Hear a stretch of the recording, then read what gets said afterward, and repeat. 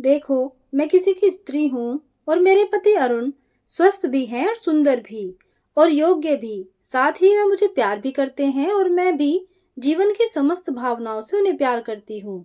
रिश्ते अगर आदर से बने रहें तो उनकी खूबसूरती बनी रहती है। यह कहकर अचला वहां से चली गई। वीरेंद्र ने जब आंखें ऊपर की तो अचला जा चुकी थी। वह वहीं धम से बैठ गया। वीरेंद्र सोचने लगा और उस दिन को याद करने लगा कि जब वह एमए की परीक्षा का अंतिम पेपर करके लौटा था तो उसके पड़ोस में नए किराएदार आ बसे थे। नाम था अरुण। उनकी पत्नी का नाम था अचला। उसे बहुत दिनों बाद पता चला था। धीरे धीरे पड़ोसियों से घनिष्ठता बढ़ी। एक दूसरे के घर आना जाना हुआ। एक दिन वीरेंद्र ने अचला से कहा, आप मुझे बहुत अच्छी लगती हैं। तब अचला का जवाब था, मुझसे अच्छी तो शहर में और बहुत सी मिल जाएंगी, पर जब पास ही मिले तो दूर जाने की क्या आवश्यकता है। अचला ने कहा, संबंधों की डोर बहुत कोमल होती है। आपको मेरे लिए ऐसी भावना नहीं रखनी चाहिए। मैं किसी की पत्नी हूँ, कृपा कर आप यहाँ से चले जाइए। इतना कहकर अचला चुप हो गई थी। वीरेंद्र कह तो गया लेकिन अचला की नाराजगी देख चुपचाप वापस चला गया कि कहीं बात बिगड़ न जाए। अरुण ने पड़ोसी के लड़के वीरेंद्र की हरकत उड़ते उड़ते सुनी थी। ऑफिस से घर आने पर अचला से पूछा, वीरेंद्र ने कभी तुझसे कुछ कहा था क्या? अचला डर गई और कहा, हाँ। तुमने मुझसे पहले क्यों नहीं कहा? क्या कहती उसकी वजह से मेरा आपका झगड़ा हो जाता। बच्चा था, मैंने डांट दिया। अरे बताना तो था। इस तरह के लड़कों को मैं बखूबी समझता हूँ। उसे कभी घर में न घुसने दिया करो, दरवाजा बंद रखा करो। पति की चेतावनी के बाद अचला दरवाजा बंद ही रखती। एक दिन दोपहर में वीरेंद्र दरवाजा खुला देखकर अचला के पास आया। अचला घर के कामों में व्यस्त थी।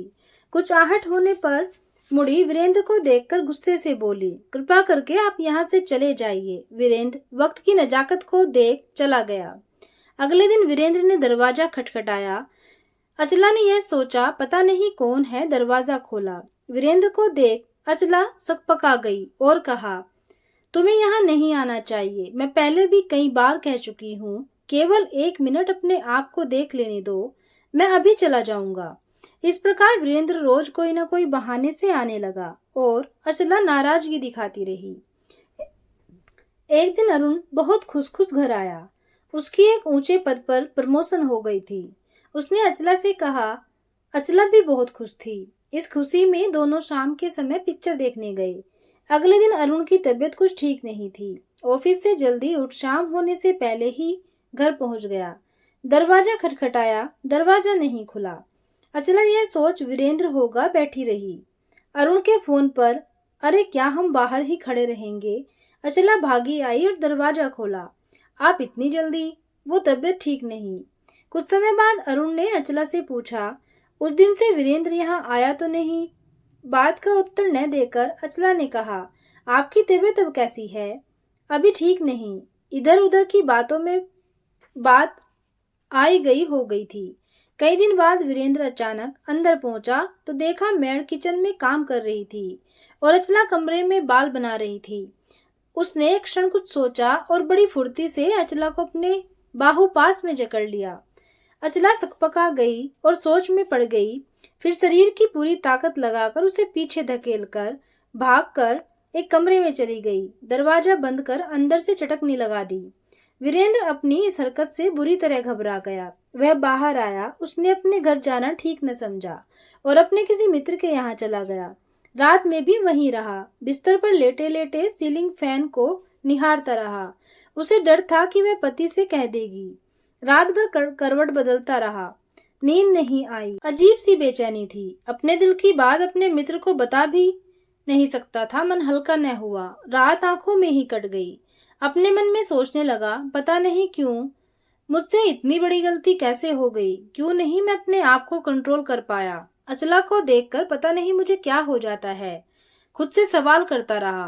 रोज की तरह अरुण जब घर आया तो देखा अचला कुछ डरी डरी सी परेशान है। अरुण के पूछने पर अचला ने डरते हुए कहा, आज वीरेंद्र आया था। क्या? डरते हुए? हाँ। मेड काम कर रही थी। दरवाजा पूरी तरह से बंद नहीं था।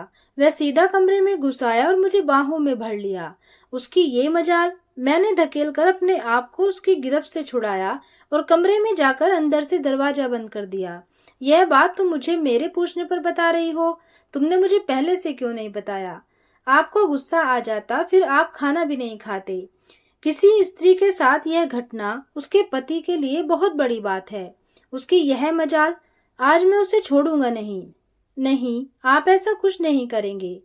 उसके पिता से कह देना और आप भी डांट देना, वरना लोग सुनेंगे तो मुझ पर ही उंगली उठेगी। अगले दिन वीरेंद्र जब घर पहुंचा तो उसके पिता ने उसे बहुत मारा। अरुण ने भी अपना डर बैठाया। कहा, मैं तुम्हारे पिता की बहुत इज्जत करता हूँ, वरना मैं तुम्हें पुलिस के हवाले कर देता। तुम शरीफ लोगों के बीच में रहने योग्य बिल्कुल भी नहीं हो। वीरेंद्र ने सब कुछ सहा। वह इस हालत के लिए खुद दोषी था और गर्दन झुकाकर खड़ा रहा। माँ ने तो यहाँ तक कह दिया, मरे वह तेरी चाची के बराबर है। आसानी से मिलने वाली वस्तु हमें पसंद नहीं आती और जब प्रयास करने पर भी नहीं मिलती, हम और ललायत होते हैं उसके लिए। इस घटना से वीरेंद्र का प्यार अचला के प्रति और बढ़ गया। अब वह चिलचिलाती धूप में अपनी ऊपर की छत पर सिर्फ अचला को देखने के लिए खड़ा रहता। माँ बाप बेटे की इस दीवानगी को देखकर बहुत भड़कते। अचला भी वीरेंद्र का यह रूप देखकर सहम गई। उसने अपने आप को घर में कैद कर लिया। गर्मी के दिन थे। घर में कमरे का पंखा काम नहीं कर रहा था। अरुण ने ऑफिस जाते समय इलेक्ट्रिशियन को कंप्लेंट लिखा दी थी। अचला गर्मी की वजह से परेशान थी, बार बार पसीना पहुंच रही थी। डोरबेल होने पर सोचा कि इलेक्ट्रिशियन होगा। उठी, पसीना पहुंचते पहुंचते दरवाजा खोला। वीरेंद्र को देखकर चौंक गई और कहा, अब क्या है, क्यों परेशान कर रहे हैं? तुम्हें उस दिन मेरी शिकायत नहीं करनी चाहिए थी। यदि शिकायत न करती तो तुम और आगे बढ़ जाते। फायदा? वीरेंद्र ने कहा, तुम्हें देख लेने से मन ठीक हो जाता है। यह सब उम्र का जोश है, इसी प्रकार कहा करते हैं। आज तुम्हारी शादी हो जाए तो यहाँ आकर भी न झांको। मैं नहीं जानती कि इन बातों के लिए दोषी कौन है। हो सकता है मैं ही हूँ, क्योंकि मेरे पति दिन भर ऑफिस में रहते थे। सारे दिन ऊब कर मैंने तुमसे हंसना बोलना चाहा था, परंतु तुम गलत समझे। मैंने तुम्हें देवर बनाना चाहा था, तुम पति बनने दौड़ पड़े। मैं इससे खुश नहीं। आगे बढ़ने की कोशिश मत करना। कृपा कर आप यहाँ से चले जाएं। जो ही वीरेंद्र गया, फिर डोरबेल बजी और अचानक अचला सोचने लगी। फिर आ गया वीरेंद्र। जैसे ही दरवाजा खोला, सामने अरुण को पाया। अचला डर गई। डरते डरते पूछा, आज आप इतनी जल्दी कैसे आ गए? तुम्हारा ख्याल आ गया। तुम बोर होती होगी, चलो कहीं घूम आते हैं। अरुण और अचला ने अच्छे से एंजॉय किया। समय अपनी रफ्तार से बीतता गया। वीरेंद्र ने अपनी पढ़ाई पूरी की और एक बड़ी कंपनी में अच्छी तनख्वाह पर नौकरी मिल गई। लेकिन जिंदगी में एक कमी हमेशा खलती थी, वो थी अचला। लाख कोशिश के बाद भी वीरेंद्र अचला को नहीं भूल पाया। अगले दिन फिर दरवाजा खुला। देख, वीरेंद्र अचला के लिए एक बहुत सुंदर साड़ी खरीद कर ले गया। साड़ी देखते ही अचला रोष पूर्वक बोली, देखो वीरेंद्र, यह बचपना यहाँ मत करो, इसे फौरन यहाँ से ले जाओ। मेरा दिल दुखेगा, तुम्हें यह रखनी ही पड़ेगी। मैं इसे छूऊंगी भी नहीं। इनकार मत करो, मैं बहुत दिल से लाया हूँ। मेरे पास एक से एक सुंदर साड़ियां हैं, मैं जानता हूँ होगी, लेकिन यह तोहफा समझ कर रख लो। नहीं, वह कुछ कहना चाहता था, मगर उसकी आवाज सीने में दबी रह गई। वह कुछ न कह पाया और साड़ी छोड़ बाहर की ओर चला गया। अचला आवाज में जोर देकर बोली, यह इसी तरह पड़ी रहेगी, इसका नतीजा अच्छा नहीं होगा। वीरेंद्र वापस नहीं आया। वीरेंद्र के जाने के बाद अचला ने देखा, साड़ी अच्छी थी, परंतु उसे कोई चाह न थी। उसके पास एक से एक सुंदर साड़ियां थी। अरुण के आने में थोड़ी देर थी। पति को शब्दों में बताने की हिम्मत नहीं थी। अचला ने अरुण को पत्र लिखा, अरुण, तुम्हें सब कुछ बताकर भी न बता सकी। वीरेंद्र अब भी आता है। वीरेंद्र को मैंने एक बच्चा ही समझा और कोई भावना मेरे हृदय में कभी नहीं हुई।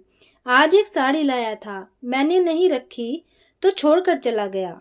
यह गलती मुझसे हुई, इस गलती के लिए क्षमा चाहती हूँ। आप उसे साड़ी वापस कर दीजिएगा। अचला शाम को अरुण आते ही बोला, अचला, तैयारी करो। क्यों, क्या हुआ, इतनी जल्दी में क्यों हो?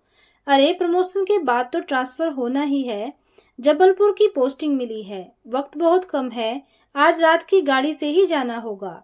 बस एक कप चाय दे दो, फिर मैं बाजार जाकर कुछ जरूरी सामान ले आता हूँ। और तुम पैकिंग कर लो, फटाफट करो।